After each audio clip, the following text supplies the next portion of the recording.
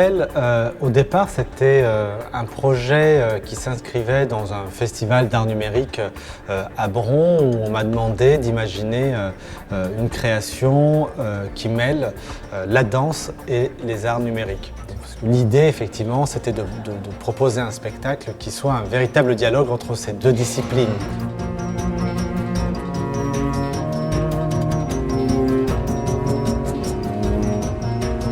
Rapidement, on a partagé le plaisir de jouer ensemble autour de thématiques communes qu'on a identifiées comme étant celle du trompe-l'œil, de l'illusion par exemple.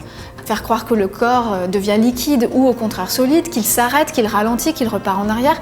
Et finalement cette illusion est aussi une thématique qui nous intéresse dans notre recherche de fabrication de matières numériques.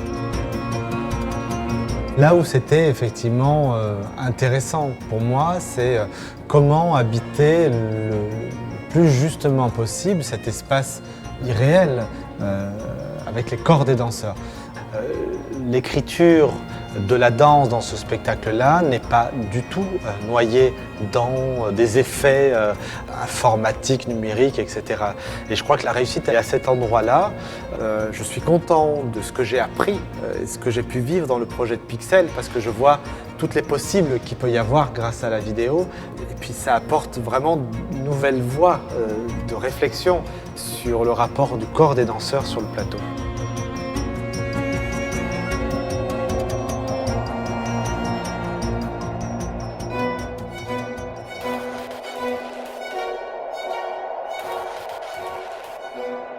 Le deuxième projet de création qu'on a mené en 2014, c'est Seven Steps, qui est un projet un petit peu atypique. C'est une sorte de commande en fait, qui a été faite à Mourad par un réseau de partenaires européens, avec comme cahier des charges d'avoir 2 interprètes issus de chacun des pays partenaires. L'idée était de réunir sur un même plateau 5 pays.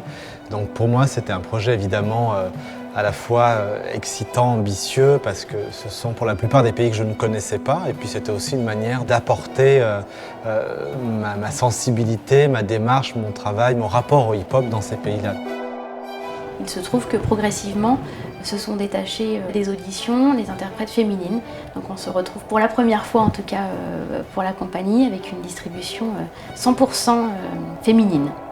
Aujourd'hui, on le sait tous, il y a de plus en plus de filles qui pratiquent le hip-hop, certaines ont leur compagnie, et de mettre en avant une pièce essentiellement dansée par des filles, ça montre aujourd'hui que le hip-hop est totalement en phase avec cette mixité.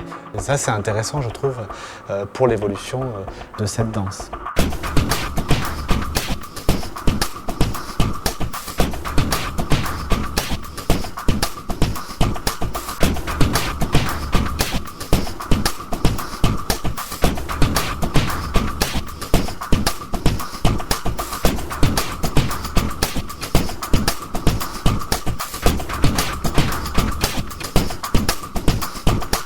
La compagnie Cafig est une des compagnies françaises qui tourne le plus, et en France et à l'étranger. On met en œuvre à peu près entre 140 et 150 représentations par an, ce qui fait à peu près une représentation tous les 3 jours, pour donner une idée. On a la chance de pouvoir faire voyager nos pièces aux 4 coins du monde, que ce soit en Europe, en Asie, en Amérique latine, en Amérique du Nord. C'est assez formidable.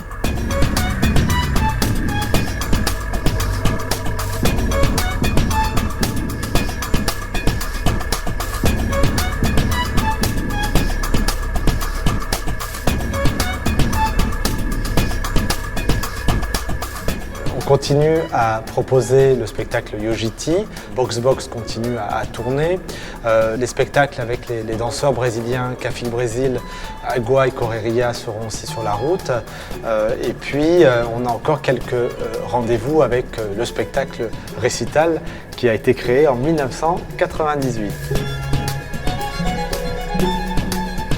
Aujourd'hui, Pixel va être en tournée avec une moyenne de 120 représentations pour la saison qui arrive. Donc ça fait forcément énormément plaisir parce que ça veut dire que d'une certaine manière, il y a une confiance qui m'est accordée sur mon travail de création.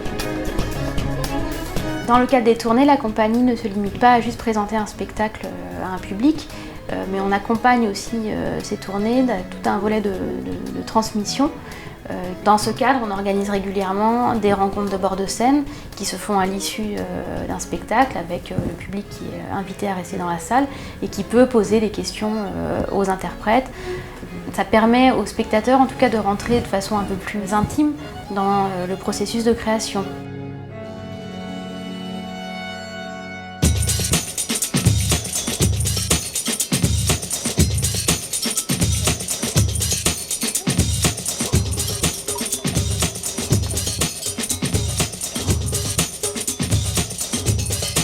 Cette année, c'est les 30 ans des CCM.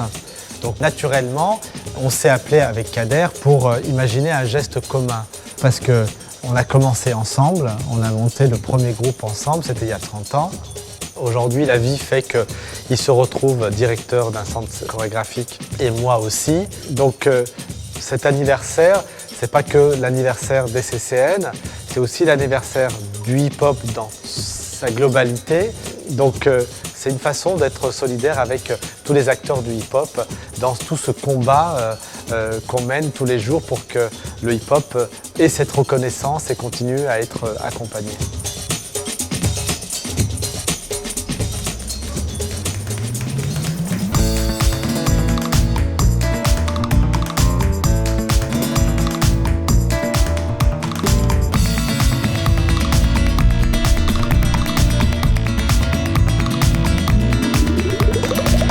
Le dispositif d'accueil studio, il permet d'accueillir donc des compagnies qu'on aura retenues sur dossier en lui mettant à disposition le studio en ordre de marche. Donc la compagnie peut répéter dans les studios, travailler ses lumières et puis dans certains cas obtenir une aide financière pour son projet.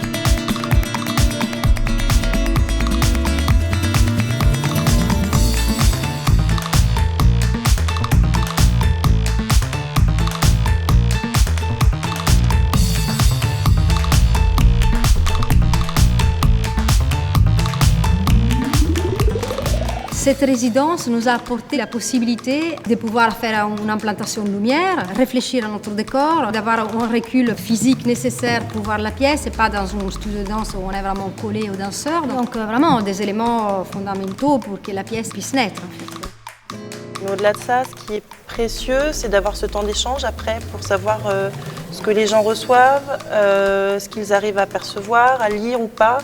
Et du coup, ça nous permet de réajuster peut-être le tir sur des choses sur lesquelles on s'est trompé. C'est un peu l'intérêt de ce genre de rencontre. L'idée de pouvoir accompagner un artiste jusqu'au moment du spectacle, ça me paraissait aussi quelque chose d'extrêmement important. Voilà. Donc depuis peu, on a mis en place aussi un lien avec le festival Calypso. On essaye de faire en sorte pour que la compagnie qu'on reçoit en résidence puisse présenter son travail dans le cadre du festival.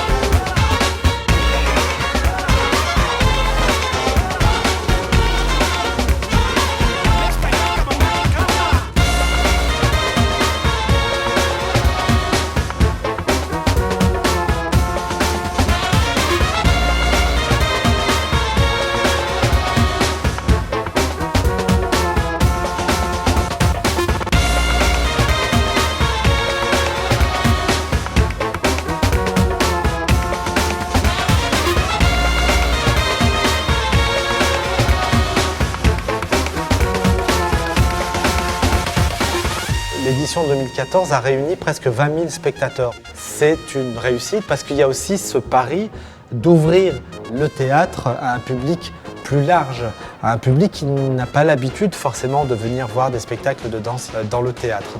L'expérience 2014 a porté ses fruits parce que c'est presque naturellement que certaines structures se joignent à nous.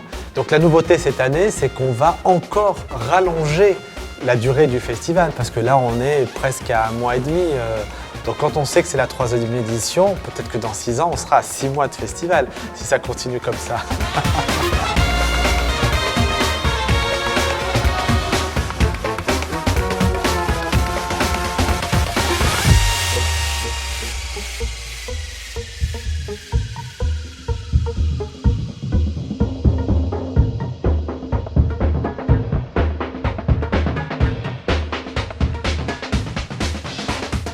Tout ce qu'on peut mettre en place pour que les compagnies puissent travailler sur leurs projets, nous, on reste extrêmement attentifs. Et ça a été le cas pour le prix SACD Beaumarchais, qui est proposé aux lauréats une bourse pour accompagner l'artiste dans son projet.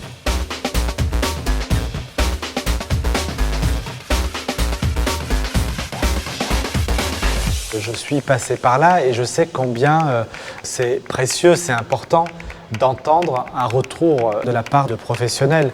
Et ça peut être un moment déclencheur pour la compagnie en fonction des retours qu'il va avoir.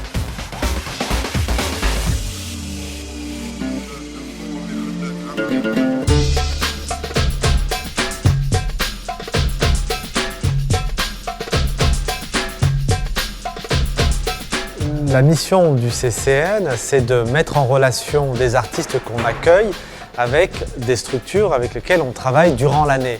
On a un public qui souhaite apprendre, qui souhaite danser, et donc on met en place ces rendez-vous-là pour aussi proposer au public d'apprendre, de découvrir la danse, pas simplement en consommant, mais aussi en participant, en dansant.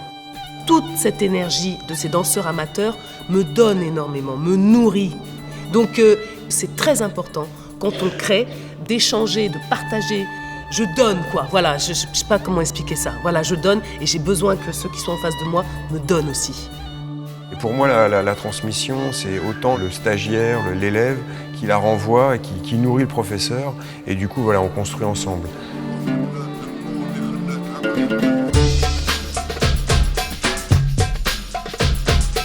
Le fait d'imaginer ce type de projet, on suscite un certain intérêt et donc du coup de plus en plus le lieu est identifié et a toute sa place sur le territoire. Parce que c'est vrai que c'est une chance d'avoir un centre chorégraphique dans sa ville. Après, à nous de faire en sorte pour que ce ne soit pas simplement pour un groupe d'initiés, mais au contraire que ce soit un lieu au même titre qu'une maison de quartier, une MJC, etc., où on fait des propositions artistiques complémentaires avec ce qui se passe dans la ville.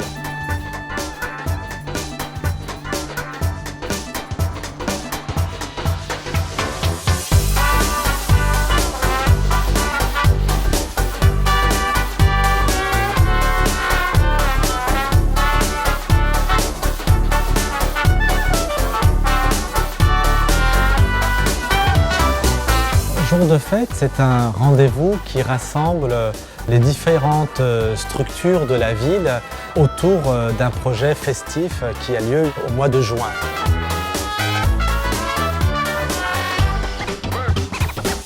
Ce qui m'importe aujourd'hui, c'est de vibrer aussi avec le quotidien, c'est de vibrer avec ceux qui font la société. Et c'est pour ça qu'au moment de jour de fête, je me lance sans réfléchir. Parce qu'il y a bien sûr le plaisir de danser, mais il y a aussi le plaisir d'être avec les gens.